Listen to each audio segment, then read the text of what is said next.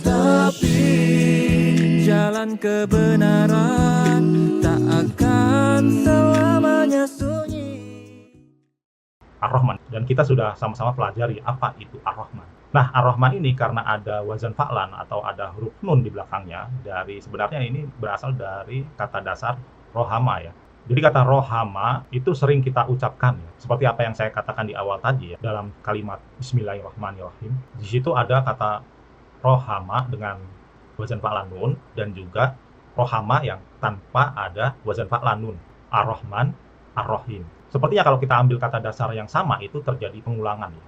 Tapi sebenarnya ini adalah sesuatu yang berbeda. Oke ya, jadi saya ingin jelaskan begitu pentingnya objektivitas dan juga apa yang sudah saya bahas di awal tadi, yakni subjektivitas. Jadi subjektivitas itu dari rohama juga, tapi tanpa nun. Nah, kalau tanpa nun itu jadi subjektivitas. Nah, seperti apa yang telah saya bahas ya di awal tadi, bahwasanya subjektivitas itu didasarkan pada perasaan atau pengalaman pribadi tiap-tiap individu ya.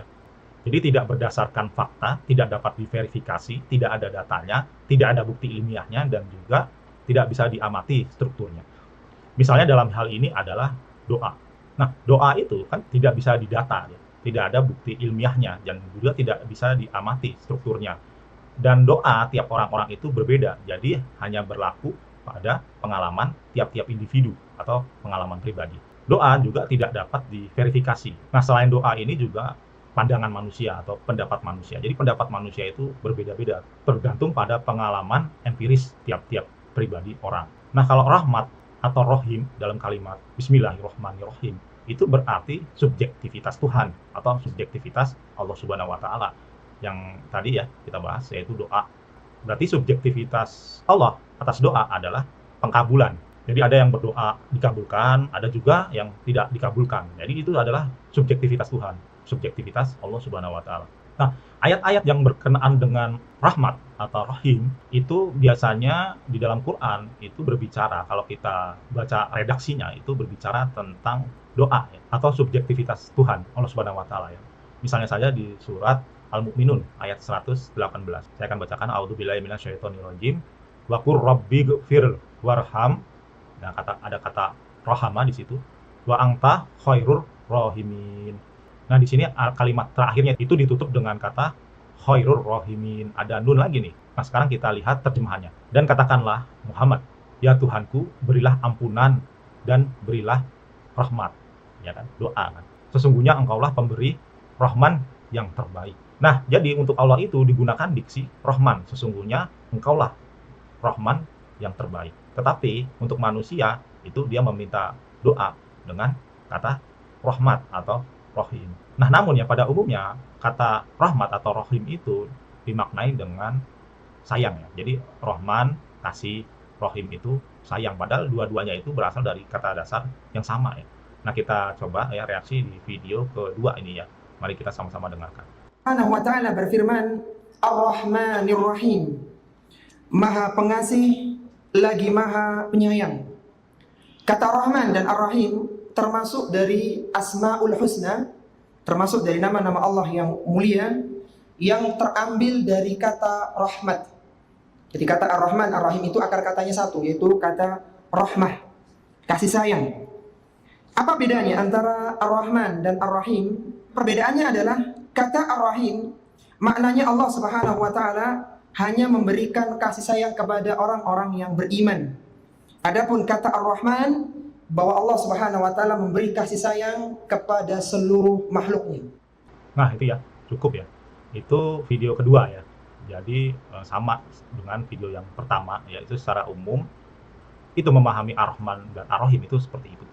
Nah, selanjutnya kita baca lagi di surat Al-Ahzab ayat 43. Saya akan bacakan. A'udzubillahi minasyaitonirrajim.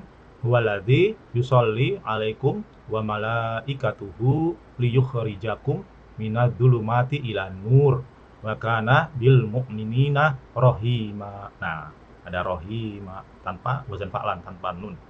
Ya, ini kita baca ya artinya. Dialah yang memberi rahmat kepadamu. Sebenarnya bukan memberi rahmat kepadamu ya, karena nggak ada kata rahmat di sini. Huwaladzi yusolli 'alaikum. Jadi arti sebenarnya dialah yang Yusoli itu komunikasi. Dialah yang berkomunikasi alaikum atas kalian, wa malaikatuhu, dan malaikat-malaikatnya, liyukhrijakum, karena dia hendak mengeluarkan kamu, minadzulumati, dari kegelapan, ilan nur, menuju cahaya.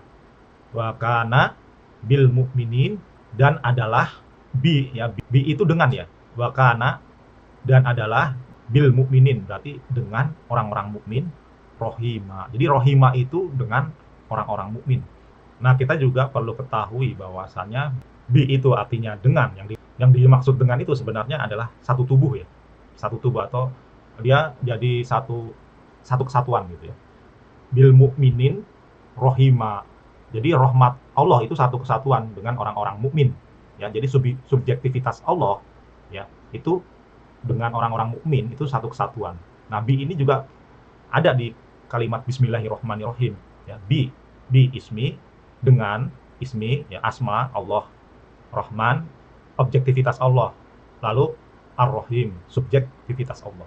Jadi asma Allah itu menyatu dengan Rahman ya, objektivitas Allah, dan subjektivitas Allah gitu. Jadi bi itu bukan diksi yang terpisah-pisah.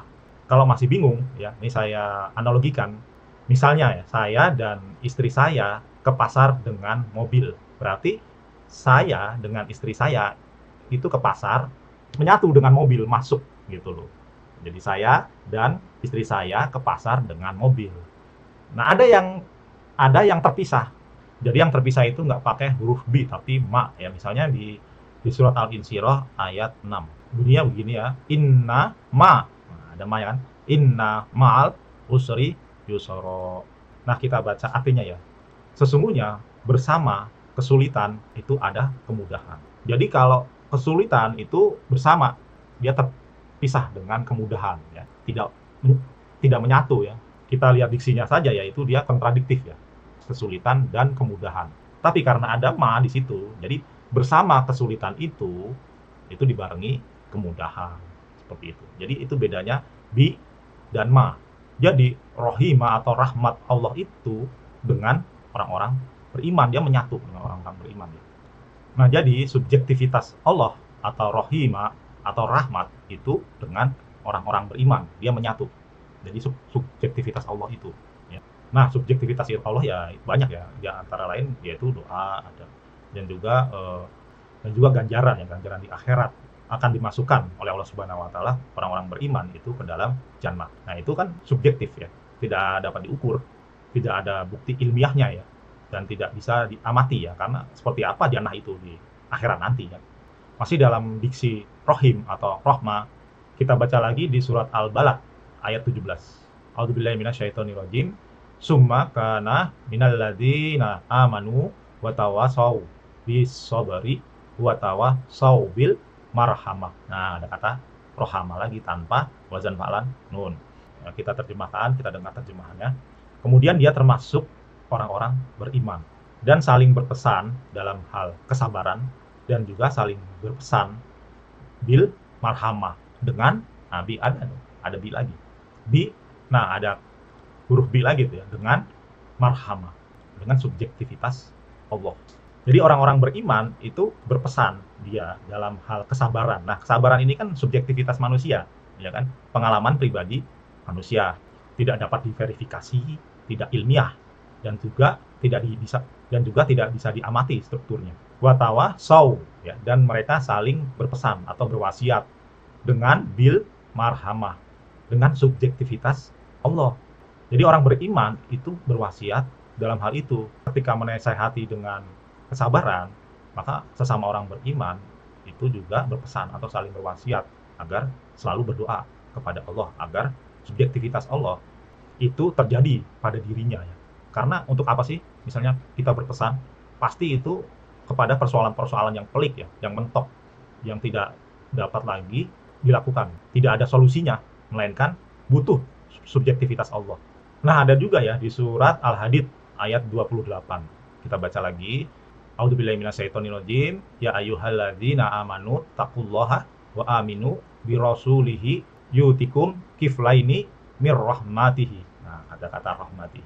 Wa yaj'al lakum nuron tamsuna bihi wa yaghfir lakum wallahu ghafurur rahim. Nah, ada rahim juga di akhir kalimat tanpa wazan fa'lan nun. Kita baca terjemahannya, wahai orang-orang beriman, bertakwalah kepada Allah dan berimanlah kepada Rasulnya, yaitu Muhammad. Niscaya Allah akan memberikan subjektivitasnya.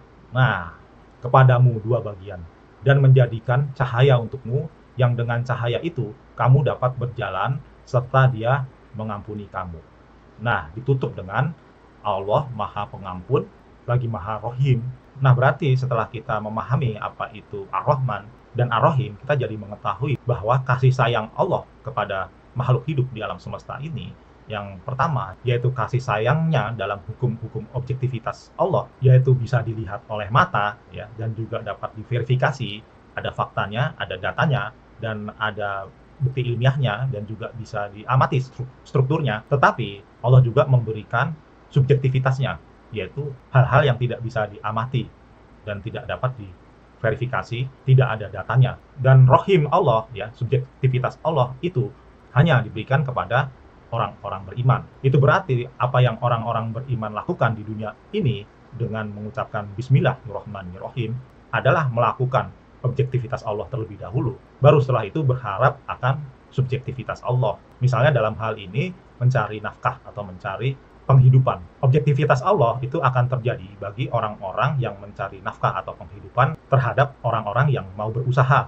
Ya, bisa itu berdagang, ya, atau misalnya kalau petani atau pekebun, ya berarti dia melakukan proses-proses penanaman bibit-bibit yang dibutuhkan oleh banyak orang, atau orang yang mau mencari kerja, melamar pekerjaan ke sana kemari. Itu adalah objektivitas Allah, harus dilakukan terlebih dahulu. Baru setelah itu berharap kepada Allah agar semuanya berhasil dengan diksi Rohim.